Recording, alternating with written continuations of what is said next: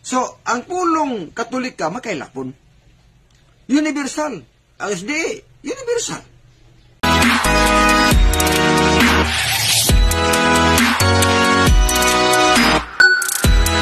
Kung atong subayon mga kaigsuunan diha sa standard reference diha sa Grolier Encyclopedia, Volume 5, page 106, giingon diha mga kaigsuunan nga Catholic, Greek Catholicos, term generally applied to the divine society founded by Jesus Christ. Buot ipasabot nga ang termino nga Katoliko, universal, applicable lang kini nga gamiton sa simbahan nga gitukod ni Ginoong Hesus. Sumala sa Grolier Encyclopedia, Volume 5, page 106. Matod pa sa The Living Bible, Hope chapter 8, verse 8, read the books of history and see. Muna nga atong tanawon ang mga panid o libro sa kasaysayan. Muna nga ato ning gikutlo mga kaigsuunan ang Grolier Encyclopedia, Volume 5, page 106. Kung ang SDA claim nga sila usab Katolik o Katolika o makailapon kay mikailap man usab kuno sila sa tibuok kalibutan. Ang pangutana, tinukod ba sila ni Ginoong Hesus? No, dili.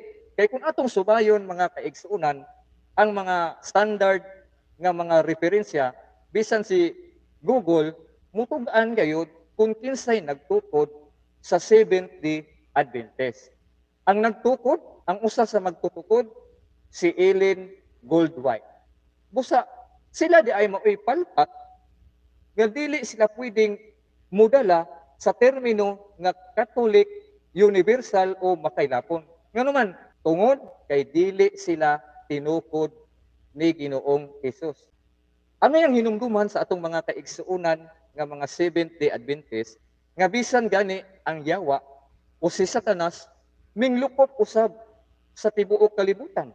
Buot ba ipasabot nga Katolik o Katolika usab si Satanas kay minglukop man siya sa tibuok kalibutan. No, dili gihapon pwede nga tawgon.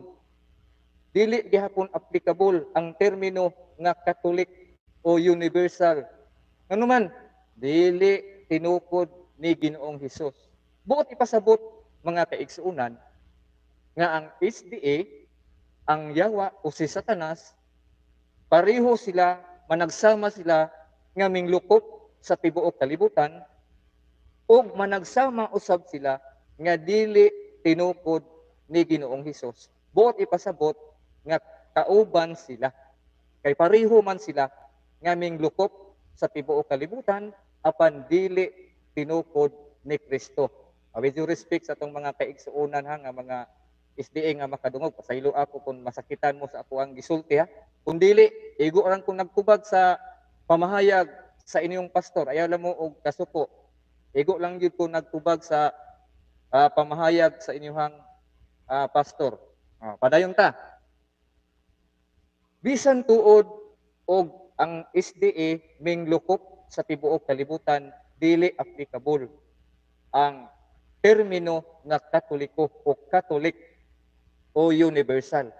Kung atong subayon ang mga nagkalain-lain nga mga kasaysayan o mga referensya, kung atong basahon diha sa Young Students Learning Encyclopedia, Volume 15, page 2292, giingon diha mga kaigsuunan nga for the first 1,000 years of Christianity, all Christians belong to the Catholic Church. Tinaw tayo ang giingon sa Young Student Learning Encyclopedia, Volume 15, page 2292.